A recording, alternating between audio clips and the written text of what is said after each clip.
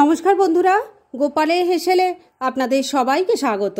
আজকে আমি সবার খুব প্রিয় অতি লোভনীয় ফুচকার রেসিপিটা আপনাদের সাথে শেয়ার করছি, যেটা আশা করছি আপনাদের সবার খুব ভালো লাগবে। তাই চলুন সময় নষ্ট না করে রান্নাটা করে ফেলি।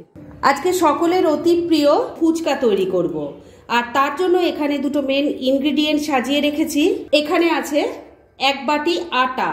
এই যে এই বাটিটার 1 বাটি আমি আটা রেখেছি। এটা নর্মাল আটাই, বি আটা কিন্তু আমি পাইনি, তো এর নর্মাল আটা দিয়েও কিন্তু ভালো ফুচকায় তৈরি করা যায়। আর এই বাটিটাতে রয়েছে সুজি, দেখতেই পাচ্ছেন। এটা একটু জল দিয়ে আমি ভিজিয়ে রেখেছি যাতে সুজিটা নরম হয়ে যায়। এবার এই আটাটা মেখে ডো তৈরি করব। এই ডো তৈরি করার জন্য কিন্তু আটার মধ্যে কোনো রকম নুন বা তেলের ব্যবহার করবেন না। এই ডো তৈরি করার জন্য প্রথমেই এর মধ্যে আমি দেখুন 1 চিমটি খাওয়ার সোডা, এর থেকে কিন্তু বেশি লাগবে না, এইটুকু দিয়ে দিলাম। এবার এটাকে ভালো করে মিশিয়ে নিচ্ছি। খাওয়ার সোডাটা ভালো করে মিশিয়ে নিয়েছি। এবার যে সুজিটা আমি জল দিয়ে ভিজিয়ে রেখেছিলাম সেটা দিয়ে দিচ্ছি। এই সুজির মধ্যে যা জল আছে এটা দিয়েই আগে ভালো করে মেখে নেব। প্রথমেই কিন্তু জল বেশি দেওয়ার চেষ্টা করবেন না, তাহলে কিন্তু ডোটা ভালো তৈরি হবে না। ডোটা তৈরি হয়ে গেছে, আর এই ডোটা তৈরি করতে আমার কিন্তু কোনো রকম জলের ব্যবহার করতে হয়নি, কেননা সুজির মধ্যে যা জল ছিল তাই দিয়ে এটা মাখা হয়ে গেছে। তাই মাখতে মাখতে বুঝবেন জল দিতে হবে কি না। এটাকে এখন রেস্টে রাখতে হবে, কেননা সুজি আছে, এটাকে একটু ফোলার সময় দিতে হবে। তাই 7-8 মিনিট এটাকে আমি এখন ঢাকা দিয়ে রেখে দিচ্ছি। আর ফুচকা তৈরির চলুন এই সময় অন্যান্য আনুষঙ্গিক কাজগুলো সেরে ফেলি। ডোটা তো তৈরি হয়ে গেছে, ওটাকে রেস্ট করতে রেখে দিয়েছি। এবার ফুচকা তৈরির জন্য মশলাটা আগে বানিয়ে নিচ্ছি। সেজন্য একটা প্যানের মধ্যে আমি বেশ কিছু জিনিস সাজিয়ে নিয়েছি। যদি একদম সেই রাস্তার মোড়ে যে ফুচকা তৈরি হয় সেই টেস্ট পেতে চান, তাহলে কিন্তু এই মশলাটা অবশ্যই ব্যবহার করতে হবে। কি কি আছে সেটা আগে বলে দিই। এখানে আমি নিয়েছি 1 চামচ গোটা ধনে, 1 চামচ গোটা জিরে, 1 চামচ মৌরি আছে, 2টো শুকনো লঙ্কা আছে, 10-12টা এখানে গোটা গোলমরিচ রেখেছি, গোটা গরম মশলা আছে যার মধ্যে আছে 3-4টে এলাচ, 3-4টে লবঙ্গ, ছোট ছোট 2টো দারচিনি, আর এখানে আছে 1 চামচ রাঁধুনি। এবার ফ্লেমটাকে একদম কমে রেখে সবকিছু মিশিয়ে নিয়ে মশলাটা ড্রাই রোস্ট করে নিচ্ছি। বন্ধুরা, আপনারা আমার রেসিপি দেখার সাথে সাথে আমার ফেসবুক পেজ গোপালের হেসেল, তাতেও ভিজিট করতে পারেন। ডেসক্রিপশন বক্সে লিংক দেওয়া আছে। 3-4 মিনিট সময় নিয়ে লো ফ্লেমে মশলাটা ড্রাই রোস্ট করে নিলাম। এর থেকে এখন খুব সুন্দর গন্ধ বেরোচ্ছে, মানে মশলাটা কিন্তু ড্রাই রোস্ট ভালো মতো হয়ে গেছে। এবার গ্যাসটা বন্ধ করে দিলাম আর মশলাটা নামিয়ে রাখছি, ঠান্ডা হলে গুঁড়ো করে নেব। মশলাটাকে গুঁড়ো করে রেখে দিয়েছি। আর এবার ফুচকার জন্য পুরটা তৈরি করব, সেজন্য আমি এখানে কয়েকটা আলু সেদ্ধ করে রেখেছি। এবার আলুগুলোকে প্রথমেই ম্যাশ করে নেব। সেদ্ধ করা আলুগুলোকে ভালো করে ম্যাশ করে নিয়েছি। এবার এর মধ্যে এক এক করে আমি কিছু জিনিস দেব। প্রথমে দিয়ে দিচ্ছি চপ করা কাঁচা লঙ্কা, সেদ্ধ করা ছোলা মটর দিয়ে দিচ্ছি,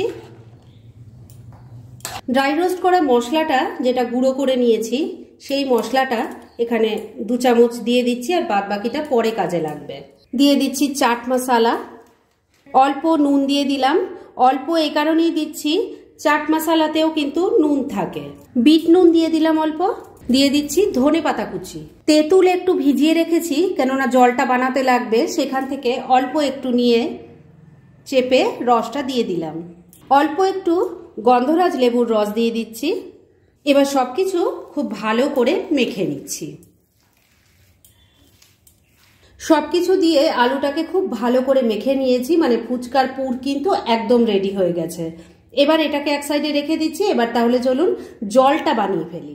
এবার ফুচকার টক জলটা তৈরি করার জন্য আমি একটা বড় বোল নিয়ে নিয়েছি। এর মধ্যে তেঁতুলটা ভিজিয়ে রেখেছিলাম, সেই জলটা নিয়ে নিচ্ছি।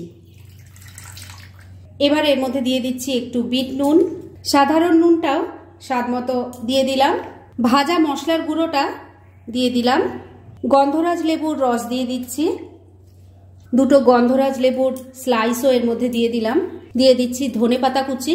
বন্ধুরা, দোকানে যে জলজিরার প্যাকেট পাওয়া যায়, আমি এখানে সেরকম একটা স্যাশে ইউজ করলাম। এটা দিয়ে দেখবেন খেতে দারুণ টেস্টি হয়।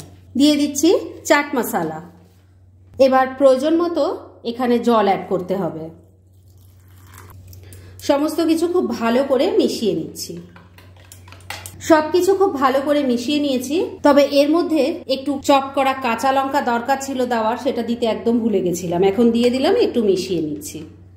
এবার সবকিছু আবারও ভালো করে মিশিয়ে নিয়েছি। আর এই সময় না একটু টক আর নুনের টেস্টটা একটু করে নেবেন। আমি দেখে নিয়েছি আমার একদম ঠিকঠাক আছে। তাহলে আলু মাখা হয়ে গেছে, জলটাও তৈরি হয়ে গেছে। এবার তাহলে চলুন ফুচকাগুলো তৈরি করে ফেলি। ফুচকার অন্যান্য আনুষঙ্গিক কাজগুলো করতে করতে ডোটারও ভালো মতো রেস্ট করা হয়ে গেছে। এবার এটাকে আবারও একটু ভালো করে মেখে নিচ্ছি, আর তারপর এর থেকে আমি বড় বড় করে লেচি কেটে নেব। সবকটা লেচি কেটে নিয়েছি। এবার একটা লেচি নিয়ে নিয়েছি বেলার জন্য। এটাকে আগে বড় একটা রুটির মতো করে বেলে নিচ্ছি। একটা বড় করে পাতলা করে রুটি বেলে নিয়েছি। এবার একটা ছোট গ্লাস নিয়ে নিয়েছি, এটার সাহায্যে আমি পুরো রুটিটা কেটে নিচ্ছি। পুরো রুটিটা কেটে নিয়েছি। এবার এক্সট্রা পোর্শনগুলো তুলে ফেলছি। দেখুন ছোট ছোট ফুচকাগুলো কিন্তু বেলা হয়ে গেছে। এবার এগুলো তুলে রেখে দিচ্ছি। সমস্ত ফুচকাগুলো বেলে রেখে দিয়েছি, আর এবার এগুলো ভেজে নেব। সেজন্য কড়াইয়ের মধ্যে তেল গরম করে নিয়েছি। তেলটা কিন্তু খুব ভালো করে গরম করে নিতে হবে, আর তারপর হাই আঁচেই এগুলো ভেজে নিতে হবে। একসঙ্গে 3-4টে করে ভাজা যাবে, আর দেওয়ার পরে পরেই তেলটা এভাবে নাড়াচাড়া করতে হবে। তাহলেই দেখবেন সবকটা সুন্দর ফুলে উঠবে। দেখুন সবকটা ফুচকা কিন্তু খুব ভালো করে ফুলে উঠেছে। এবার এগুলোকে উল্টে পাল্টে লাল লাল করে ভেজে নেব। প্রথম ব্যাচের ফুচকাগুলো সব উল্টে পাল্টে লাল লাল করে ভেজে নিয়েছি। এবার এগুলো তেল ঝরিয়ে তুলে নিচ্ছি, আর সবকটা এইভাবে ভেজে নিয়ে তারপর কিভাবে পরিবেশন করব সেটাও আপনাদের দেখাবো। সব ফুচকাগুলো আমার ভাজা হয়ে গেছে। এবার একটা ফুচকা নিয়ে নিয়েছি। কিভাবে এটা সাজাবো সে তো আপনারা নিশ্চয়ই সবাই জানেন, তবু একবার দেখিয়ে দিচ্ছি। প্রথমে মাঝখানটা ফুটো করে নিচ্ছি। খুব সুন্দর কিন্তু এগুলো ক্রিস্পি হয়েছে। আপনারা নিজেরা একবার তৈরি করুন, তাহলেই বুঝতে পারবেন। এর মধ্যে আলুর পুর দিয়ে দিচ্ছি। এবার টক জলটা ওপর দিয়ে দিচ্ছি। ফ্রেন্ডস, আমার আজকের এই দুর্দান্ত স্বাদের ফুচকার রেসিপি একদম রেডি হয়ে গেছে এবং আমি সার্ভ করে দিয়েছি। ভীষণ ইজি রেসিপিটা, কিন্তু যেভাবে আমি তৈরি করেছি ঠিক যদি সেই স্টেপ বাই স্টেপ এটা তৈরি করেন, খেতে কিন্তু অসাধারণ হবে এবং প্রত্যেকটা ফুচকা ফুলবে। তাই দেরি না করে পারলে এটা আজই একবার ট্রাই করে ফেলুন না, আর তারপর কেমন লাগলো সেটা প্লিজ কমেন্ট করে জানাবেন। এরকম ধরনের অনেক ভালো ভালো নিরামিষ রান্নার রেসিপি আপনারা গোপালের হেসেল সার্চ করলেই পেয়ে যাবেন, যার মধ্যে থেকে কিছু কিছু আমি সাজেস্টেড বক্সেও দিয়ে দেব, সেখান থেকেও আপনারা দেখে নিতে পারেন। তাই গোপালের হেসেল অবশ্যই ভিজিট করুন। আর আপনারা কেমন ধরনের রেসিপি চাইছেন সেটাও কিন্তু আমাকে জানাতে পারেন। আমি চেষ্টা করব সেই সব রেসিপিগুলো আপনাদের সাথে শেয়ার করার। আর আমার আজকের এই রেসিপি যদি আপনাদের ভালো লাগে আর ইউজফুল বলে মনে হয়, তাহলে যারা এখনও আমার চ্যানেলটাকে সাবস্ক্রাইব করেননি তারা প্লিজ সাবস্ক্রাইব করুন। তাহলে আজকের মতো এখানেই শেষ করছি। পরদিন আবার এরকমই কোনো ভালো রেসিপি নিয়ে চলে আসবো। আপনারা সবাই খুব ভালো থাকুন, সুস্থ থাকুন।